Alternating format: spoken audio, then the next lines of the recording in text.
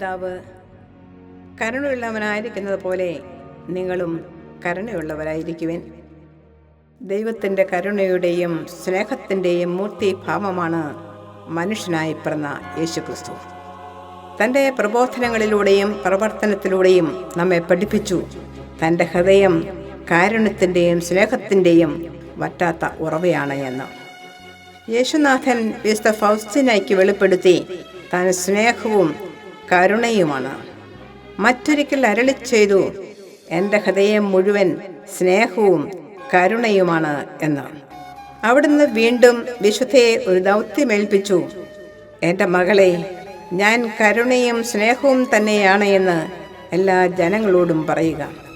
അതെ, കാരുണ്യത്തിൻ്റെ അനുസൃത പ്രവാഹമാണ് യേശുവിൻ്റെ തിരുഹൃദയം.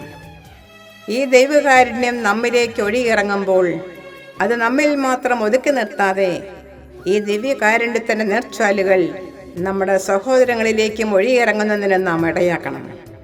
കോവിഡ് മഹാമാരി ലോകം മുഴുവനെയും പിടിച്ചു കുലുക്കിക്കൊണ്ടിരിക്കുന്ന ഈ ദുരന്ത കാലഘട്ടത്തിൽ നമുക്ക് ദൈവസന്നിധിയിൽ മാധ്യസ്ഥം വഹിക്കാം. ദൈവകരുണയുടെ വാഹകരായി മറ്റുള്ളവരിലേക്ക് ഇറങ്ങിച്ചെല്ലാം.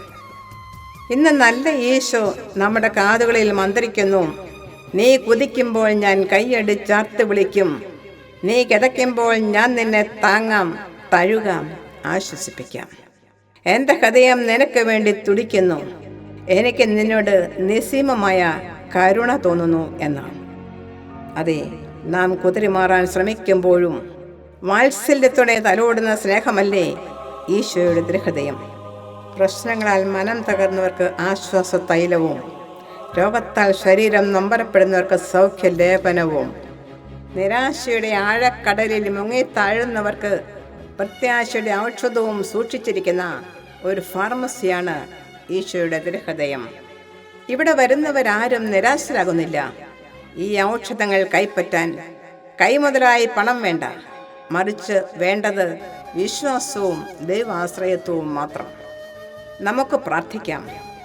എൻ്റെ കുറവുകൾ പരിഗണിക്കാതെ എന്നോട് അനന്തമായി കരുണ കാണിക്കുന്ന ഈശോയെ, മറ്റുള്ളവരോട് കരുണ കാണിക്കാൻ എനിക്ക് കൃപ തരണമേ.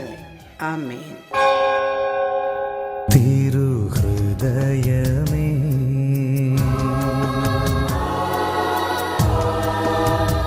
തിരുഹൃദയമേ, ചങ്കിലെ ചോരയാലെഴുതി നീ ദിവ്യ സ്നേഹമെൻ കൃത്തിൽ കുരിശു കൊണ്ടെഴുതി നീ എന്നിൽ വീണ്ടും ക്ഷമിക്കുന്ന സ്നേഹം ത്യാഗമെന്ന്